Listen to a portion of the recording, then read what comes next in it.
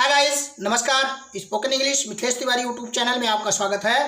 आज हम आपको वॉइस के अंतर्गत एक्टिव पैसिव में डिलेशन ऑफ बाई एजेंट को बताएंगे।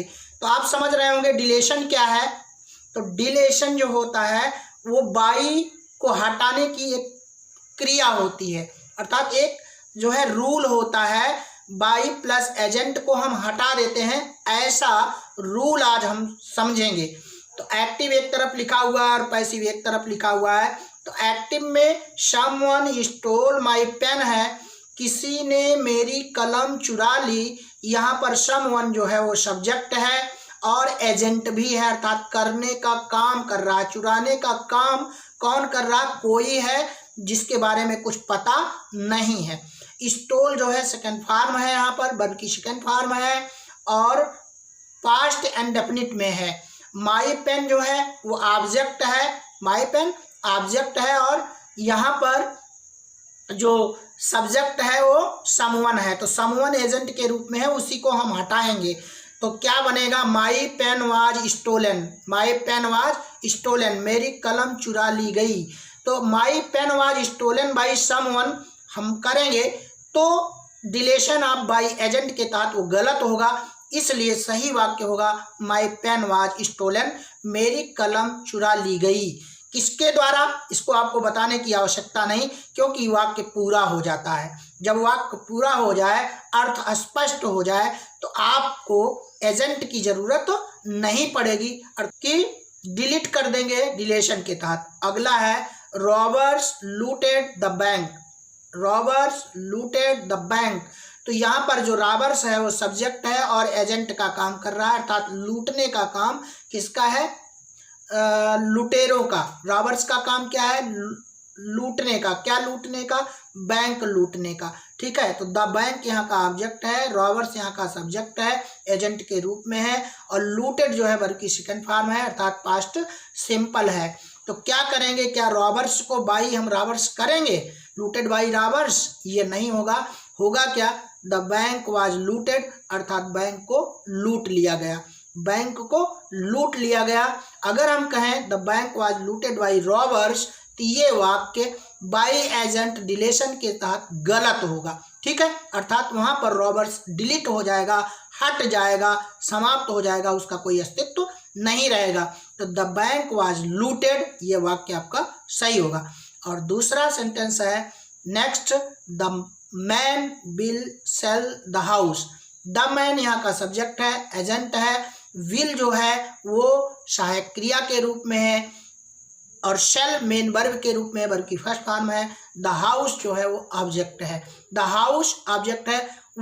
उस आदमी ने या वह आदमी घर को बेच देगा, वो आदमी घर को बेच देगा, सेल कर देगा। तो बेचने का काम किसका है? यहाँ पर सब्जेक्ट का है, मैन का है, द मैन का, वही एजेंट है और द हाउस यहाँ का ऑब्जेक्ट है। बेचेगा क्या? घर को बेचेगा, तो ऑब्जेक्ट है यहाँ पर। ऐसी स्थिति में क्या द मैन को हम बाई द मैन करेंगे? वो वाक्य गलत होगा। होगा क्या सही? The house will be sold, the house will be sold, घर बेच दिया जाएगा। किसके द्वारा? आपको लिखने की जरूरत नहीं, क्योंकि अपने आप में वाक्य पूरा हो रहा है। घर बेच दिया जाएगा, तो घर बेच दिया जाएगा, यहाँ पर बाई द मैन करने की जरूरत नहीं है। और नेक्स्ट वर्ड देखते हैं, somebody invited you to tea, invited you to tea। तो यहाँ पर जो you है वो ऑब्जेक्ट है, somebody यहाँ का सब्जेक्ट है और एजेंट है, इनवाइटेड वर्ब की सेकंड फॉर्म है, you ऑब्जेक्ट है, अर्थात किसी ने तुमको चाय पे निमंत्रित किया या बुलाया, निमंत्रित किया या बुलाया, इनवाइटेड वर्ब की सेकंड फॉर्म है। ठीक है, somebody यहाँ का सब्जेक्ट है, एजेंट है। तो क्या हम इसको you were invited to tea by somebody करें? अगर करते हैं तो somebody गलत होगा। होगा क्या? you were invited to tea, ये वाक्य सही हो जाएगा।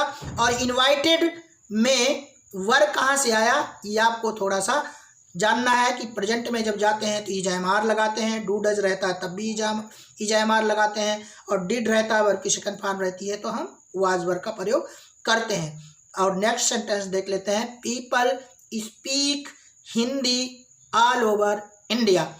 People speak Hindi all over India, अर्थात लोग पूरे भारत में हिंदी बोलते हैं, पूरे भारत में हिंदी बोली जाती है। तो पीपल यहाँ का जो सब्जेक्ट है और एजेंट है, स्पीक यहाँ का मेन वर्ब है, हिंदी यहाँ की जो है ऑब्जेक्ट है। तो क्या करते हैं, Hindi is spoken all over India by people. क्या गलत सही होगा? ये गलत वाक्य होगा क्योंकि वाक्य अपने आप में पूरा हो जा रहा है, Hindi is spoken all over India. तो ऐसे एजेंट को हम जब वाक्य पूरा हो जाता है तो उसको हटा देते हैं, जैसे someone, robbers, the man, somebody, people. Note देख लेते हैं, और नोट है जब वाक्य का अर्थ बाय प्लस एजेंट के बिना पूरा हो जाए, कंप्लीट हो जाए, अर्थ देने लगे, तब बाय प्लस एजेंट का प्रयोग नहीं करते हैं, नहीं किया जाता है, डिलीट कर देते हैं, डिलेशन के तहत हटा देते हैं। अर्थात one, someone, nobody, people, a man, a person, somebody इत्यादि एक्टिव सब्जेक्ट्स को पैसिव सेंटेंस में हटा दिया जाता है।